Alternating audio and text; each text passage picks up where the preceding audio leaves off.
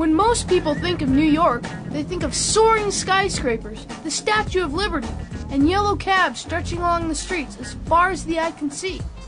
But that's just part of New York, New York City. There's much more just beyond the city. New York State's present reflects its past. Its history can reveal sights you'll see once in a lifetime. Almost a third of all the battles of the Revolutionary War in America were fought right here in New York. Did you know that our United States Capitol wasn't always in Washington, D.C.? For a short time, the U.S. Capitol was New York City, from 1785 to 1790. George Washington was inaugurated there as the first president of the United States on April 30th, 1789. Some historians believe New York's nickname, the Empire State, came from a comment made by George Washington. When George Washington visited New York in 1783, he predicted that it might become the seat of a new empire.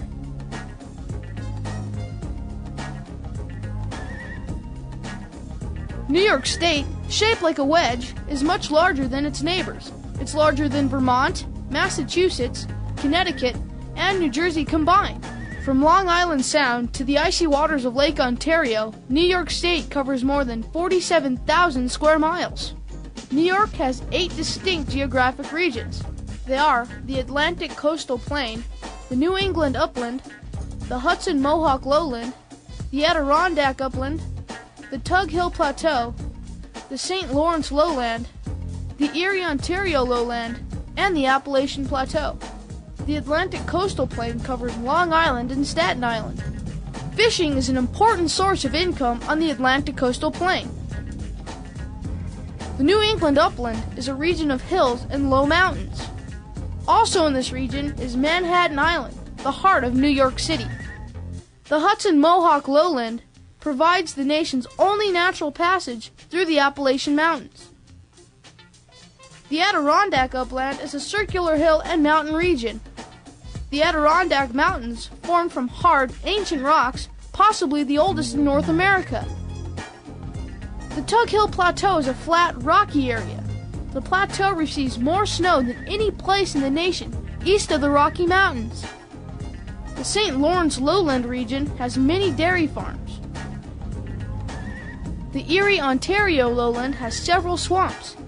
The limestone and dolomite ridge between Lake Erie and Lake Ontario forms the ledge over which the Niagara River drops into its famous waterfall. The Appalachian Plateau, also known as the Allegheny Plateau, covers about half of the state and is New York's largest land region. This region includes the Finger Lakes and the Catskill Mountains.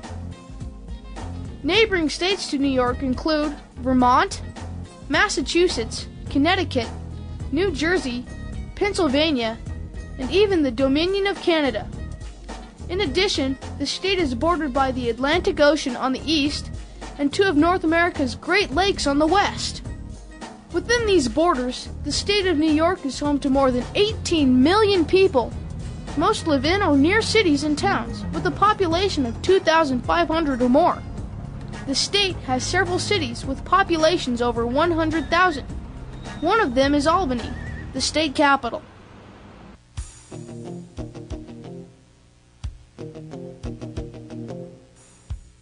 Before the arrival of Europeans, for generations, this area was home to the Indian tribes of the Iroquois language group. Within this group, there were a number of tribes, including the Seneca, the Cayuga, the Onondaga, Oneida, and lastly, the Mohawk. But that was to change forever when in 1609, Henry Hudson, an English explorer, sailed up the river that today bears his name. His journey gave the Dutch Netherlands a claim to much of present-day New York, as well as some neighboring states. The large area was called New Netherland. In 1621, the Dutch West India Company was formed, and it set up many colonies in New Netherland. One of these colonies was built where the Mohawk and Hudson River meet on their way to the sea. This was Fort Orange, the present-day site of Albany, the capital of New York. Another fort, Fort Amsterdam, was built on the southern tip of Manhattan Island. Later, the entire settlement was named New Amsterdam, present-day New York City. In In 1626, the Dutch colonial governor, Peter Minuet, purchased Manhattan Island from the Indians. He paid with trinkets worth about $24. Back then, $24 was a lot more money than it is today. But no matter what, it was still a bargain. Over the next 30 years or so, the colony began to flourish. Under the control of the Dutch, New Netherland became a busy shipping port. Here, merchants could avoid England's strict shipping laws because the Dutch didn't tax items shipped through their ports. At this time, however, England was the world's greatest power. In 1660, King Charles of England decided to capture New Amsterdam and claim it as England's territory. 4 years later, English warships dropped anchor in New Amsterdam harbor and ordered its surrender. Without the support of his people, the governor surrendered New Amsterdam without a fight. The English renamed New Netherland New York after the Duke of York, and Fort Orange became Albany. Eventually, the people of New York, as well as other colonies under English control, grew tired of England's strict laws and taxes. Here in New York and the other colonies, tensions with England mounted and eventually led to the Revolutionary War. Many of the war's most famous battles were fought in New York State. One in particular was the Battle of Saratoga. It was here the young colony proved to the French it had the will to win the war.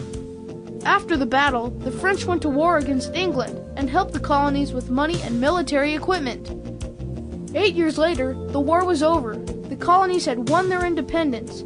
New York became the 11th state on July 26, 1788. A year later, George Washington was inaugurated as the first president of the United States, here on the steps of Federal Hall in New York. The Statue of Liberty was given to the United States by the people of France in 1884. This gift expressed friendship and the ideal of liberty shared by both nations. The Statue of Liberty towers above Liberty Island at the entrance to New York Harbor. This famous figure is one of the largest statues ever built. The statue's complete name is Liberty Enlightening the World. As you know, New York City served as two capitals, the capital of the state of New York and the capital of the entire United States. But in 1797, the state capital of New York was moved to Albany. After that, the nation's capital was moved to the newly created city of Washington. New York State Capitol building in Albany is a masterpiece. Plans for the Capitol began under the direction of Englishman Thomas Fuller, but in 1876 he was replaced by Leopold Eidlitz and Henry Hobson Richardson. The Capitol took over 30 years to build and cost over $25 million. Today, that same building would cost over $500 million to build. Most of the Capitol is built from gray granite. It includes 5 stories plus a basement and an attic. The Assembly Chamber is the largest room in the Capitol. It originally had a vaulted sandstone ceiling, 56 feet high. But just 10 years after completion, the ceiling had to be replaced. To save money, the contractor used oak panels and paper mache. In 1911, a fire threatened to destroy the assembly room. As the firefighters battled the blaze, the ceiling panels began to absorb the water. As it turned out, the contractor's decision may have saved the chamber from total destruction. Today, the 150 members can quickly and accurately vote on a bill using the electronic voting board attached to the walls. Each year, the elected officials cast their vote on about 2,000 different bills. One way to reach these elected officials is by way of the Great Western Staircase.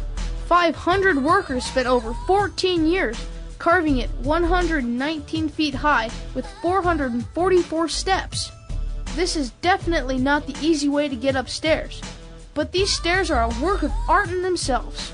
Skilled craftsmen from Italy, Scotland, and England earn just $5 a day for their labor here. The faces of Washington, Lincoln, Grant, and Susan B. Anthony are featured here along with the faces of what are believed to be the stonecarver's children. But there were no records kept, so today they are called the unknown faces in the stone. Inside the Senate chamber, the portraits of the 5 architects hang on the wall. The ceilings are adorned with 23-karat gold leaf, and 2 fireplaces are large enough to walk into. Within the executive chamber, official ceremonies take place. Here it is said Franklin Delano Roosevelt had a secret door built into the wall. In this way, he could slip in and out of the room without being seen. Here in the Capitol Flag Room, there are almost 1,000 flags displayed from the Civil War through the First and Second World Wars. The Capitol Flag Room is a memorial to the Americans who gave their lives so that we might all remain free. Finally, in the Hall of Governors, you can see the portraits of former New York governors. As you look around, you might notice a few U.S. presidents.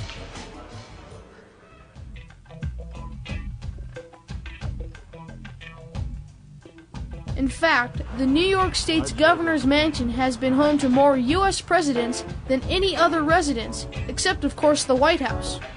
The governor's mansion displays the presidential medals of Theodore Roosevelt, Franklin Roosevelt, as well as Grover Cleveland. In 1880, Isaac Perry, the chief architect of the Great Western Staircase, was asked to remodel the mansion. He removed the Victorian ironwork, added a new north wing, and created a grand reception room. The mansion stayed just about the same until 1961, when a fire seriously damaged the home. Here in the drawing room, New York governors take their oath of office at midnight on New Year's Eve. Outside, there's a Civil War cannon and a tree with an interesting history. This weeping elm was planted by Governor Charles Whitman to celebrate his son's birth. Whew! Let's take a break from all that history and learn about Albany, New York's capital.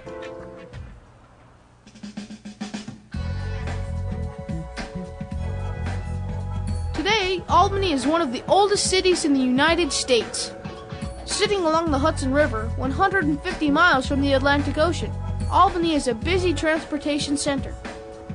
The river has been cleaned out and deepened so that ocean ships can reach the city. The city pays respect to its Dutch heritage with the annual Albany Tulip Festival. Albany is also home to the New York State Library. Established in 1818, it is one of the oldest state libraries. You'll never be bored here. The library's research collection has more than 19 million books, documents, maps, and other resources. Okay, time for an actual Jeopardy question. This is the oldest museum in the nation. The answer? The New York State Museum, located in Albany.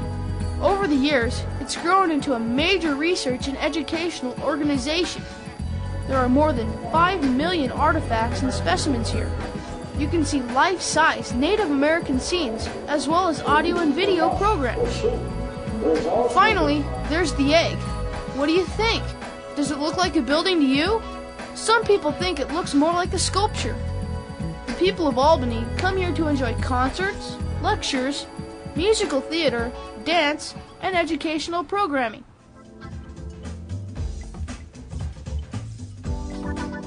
New York State government here in Albany makes important decisions affecting all New Yorkers.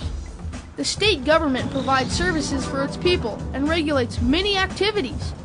This includes everything from building and maintaining highways to operating state parks and forests.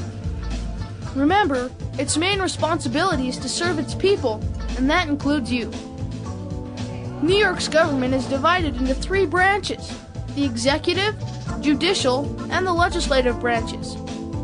The executive branch enforces the law. This branch is represented by the governor, who's elected by the people to a 4-year term. The governor may serve an unlimited number of terms. The judicial branch refers to both the courts and judges. The judicial branch applies the laws of the state to each individual court case.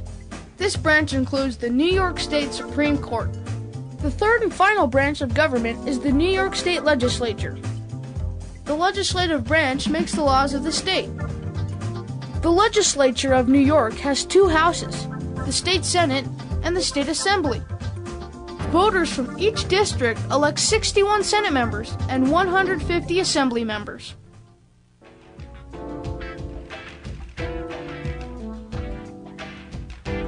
In the late 1800s, new manufacturing centers sprung up all across New York. To fill the jobs, hundreds of thousands of immigrants from Europe would enter the United States through Castle Clinton and Ellis Island in New York City. By the early 1900s, the state had more than 7 million residents. New York produces more goods and services than many entire nations. Its location, large and diverse population, and excellent transportation facilities make the state a leader in business and industry. New York City is the nation's leading financial center and the country's most populated city. Another way New York grew its economy is by improving transportation systems. The Erie Canal, which was opened in 1825, connected the Hudson River with Lake Erie and went from Albany to Buffalo. In 1959, the St. Lawrence Seaway was widened to allow ships to sail to ports on the Great Lakes. A year later, the world's longest toll superhighway, the New York State Thruway, was completed. When it comes to business, New York is probably best known for a street, not a specific business. This is Wall Street, the financial heart of the entire United States. For more than 200 years, people have come here to trade stocks or ownership in various companies. In 1961, the Niagara Power Plant opened. By diverting part of the flow of the Niagara River away from Niagara Falls, the plant produces electricity for the state. Even today, it is still one of the largest hydroelectric plants in the world.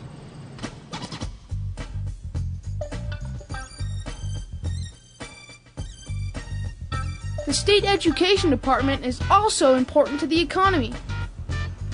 The board oversees all public and private schools, colleges and universities, and other educational institutions in the state. In 1948, the State University of New York was established. Today, it's a modern public university system with 64 campuses and over 400,000 students. There are 4 university centers, one of them in Albany. The university has more than 1.6 million graduates with professions in medical research, lawmaking, writing, teaching, and engineering, just to name a few. 1/3 of all New York high school graduates enroll at a state university or college. Once there, they have more than 4,900 areas of study to choose from. From the very beginning, New York has been home to the leaders of our nation. 4 presidents were born here: Millard Fillmore, Franklin D. Roosevelt, Theodore Roosevelt, and Martin Van Buren. Men like George Eastman, who founded Kodak and whose inventions have made photography a popular hobby, and Jonas Salk, an American physician and microbiologist, were both born in New York. Walt Whitman, a famous poet, and William Kennedy, a renowned Pulitzer Prize-winning writer, were also born here. A basketball player that most of you know, Michael Jordan, was born in Brooklyn, New York. The list goes on and on. Who knows? Maybe one day your name could be added to this list.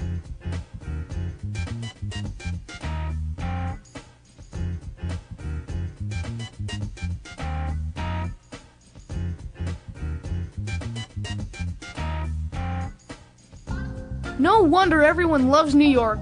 It's a state with an incredible history and a promising future. New York's state flag reflects its beauty and honor.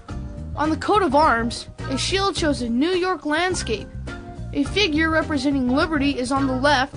The figure on the right symbolizes justice. The banner at the bottom is the state motto, Excelsior, meaning ever upward. The state represents different things to different people. The Statue of Liberty was the first thing thousands of immigrants saw as they arrived in the New World. For them, New York was freedom and a chance for a better life. Today it is still true for immigrants from throughout the world. There are pockets of unique cultures across New York State. It is this diverse blend of peoples that make New York an exciting place to be and a great state.